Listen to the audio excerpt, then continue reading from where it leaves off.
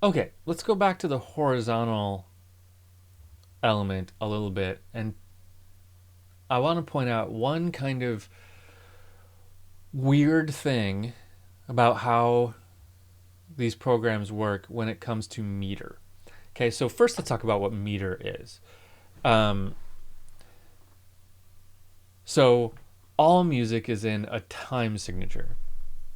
And if you don't know what time signatures are, I guess I'm not going to go into a huge amount of detail about how different time signatures work here in this video.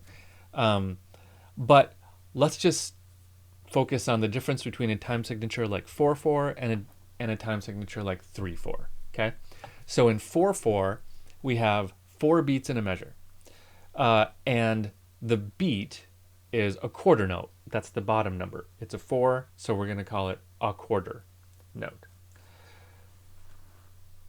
And there are 4 of those in a measure. Okay, so for example, this beat is in 4/4. I'm going to solo it so we only hear this beat, and let's count to 4 while we listen to it.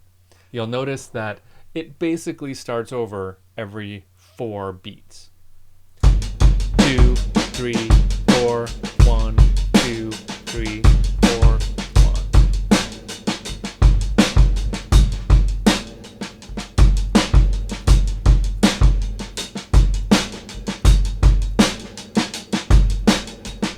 Etc. Okay, so that's in 4/4. Now, we could have a beat that's in 3/4, and that would be the same thing except it would line up every 3 beats. Okay, so it'd be like 1, 2, 3, 1, 2, 3, 1, 2, 3, 1, 2, 3. Got it? Okay.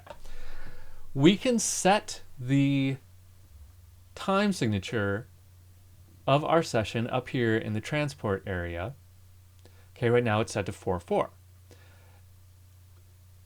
What I want to point out here is if I change this to 3/4, okay, now my session is in 3/4, and now let's listen to this loop.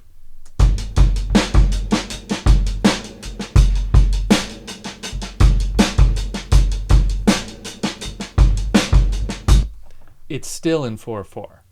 Changing the session time signature doesn't really change our content. What it changes is the grid. Okay, so let's put this on beat 1. Okay, so our drum loop is now starts on beat 1.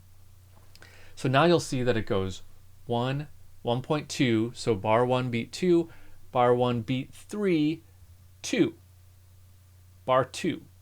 So we're only showing on the grid 3 beats per bar, which is correct because I've changed it to 3/4. However, our drum loop hasn't changed.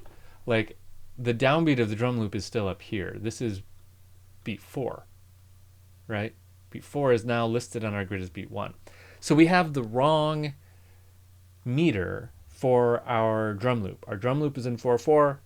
Our session meter is in 3/4. That's fine. You might choose to do that.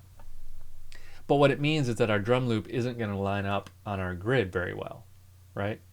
Because our grid is in 3 and our drum loop is in 4. So what I want you to get out of this video, if you're confused, is this. Changing the meter of our session does not change the content in it, okay? It really only changes the grid, okay, and where things line up on the grid. See, this one is at bar 2, beat 2 is where this kick is. I'm going to change this back to 4/4. Now it just moved to bar 2, right? Because it started counting at the beginning and shifted it over. Did it change the way it sounds? No.